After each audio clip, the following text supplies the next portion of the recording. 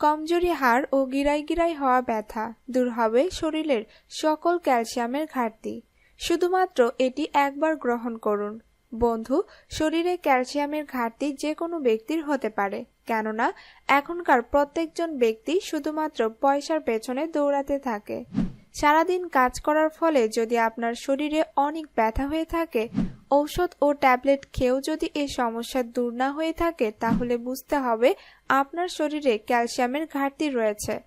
কেননা আমাদের হাড়ে প্রায় 99% ক্যালসিয়াম রয়েছে, আর শরীরে যখন ক্যালসিয়ামের ঘাটতি হয়ে যায়, এটা শুধুমাত্র আমাদের হাড় কমজোরি ও দুর্বলই করে না, পাশাপাশি শরীর ম্যাজম্যাজ করা, শরীর দুর্বল ও কমজোরি মনে হওয়া, রাত্রেবেলা সঠিকভাবে ঘুম না আসা, হাত ও পা বারবার লেগে আসা, দাঁতের কোনা ভেঙে যাওয়া ও ত্বক জাতীয় বিভিন্ন সমস্যা, সাথে সাথে কোনো কিছু সহজে মনে না থাকা ও বিভিন্ন গোপন সমস্যা দেখা দিতে পারে। আর এ কারণেই শরীরে কখনো ক্যালসিয়ামের ঘাটতি রাখা উচিত নয় এবং খাবারের সময় অবশ্যই ক্যালসিয়াম জাতীয় বিভিন্ন খাবার গ্রহণ করা উচিত। আর আজকের এই রেমেডিটি আমাদের পূর্বপুরুষদের তৈরি করা, কেননা আপনি একটু লক্ষ্য করলেই দেখবেন আমাদের পূর্বপুরুষ যারা ছিল তারা কিন্তু অনেকদিন পর্যন্ত সুস্থ সবল এবং রোগমুক্ত থাকতে পারত। তো চলুন এবার জেনে নেওয়া যাক কিভাবে এই রেমেডিটি আপনি ঘরে বসে তৈরি করে নেবেন।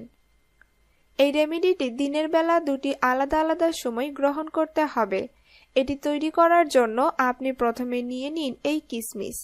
আপনার শরীরে যদি ক্যালসিয়ামের অভাবে হাড় দুর্বল ও মাংসপেশিতে ব্যথা করে থাকে, আর এই সমস্যা দূর করার জন্য কিশমিশ অসম্ভব উপকারী, কেননা এখানে থাকা পটাশিয়াম আমাদের শরীরের ক্যালসিয়ামের ঘাটতি দূর করার পাশাপাশি শরীরের ওজন বৃদ্ধিতে অনেক সাহায্য করে থাকে।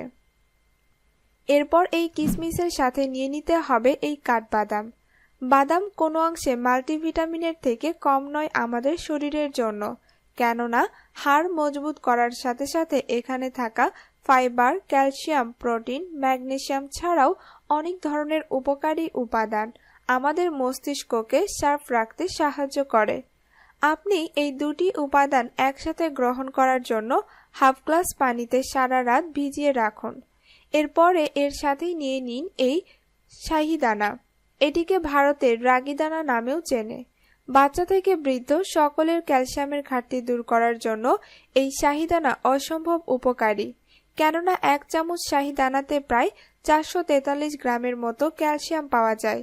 আর এ কারণেই সকল বয়সের মানুষের ক্যালসিয়ামের চাহিদা পূরণ করার জন্য এই শাহিদানার ব্যবহার করা হয়।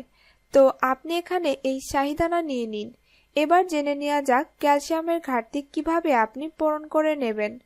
এটি তৈরি করে নেয়ার জন্য আমাকে নিয়ে নিতে হবে 1 গ্লাস উষ্ণ গরম দুধ। এই 1 গ্লাস দুধের সাথে আমাকে নিয়ে নিতে হবে এই শাহিদানা।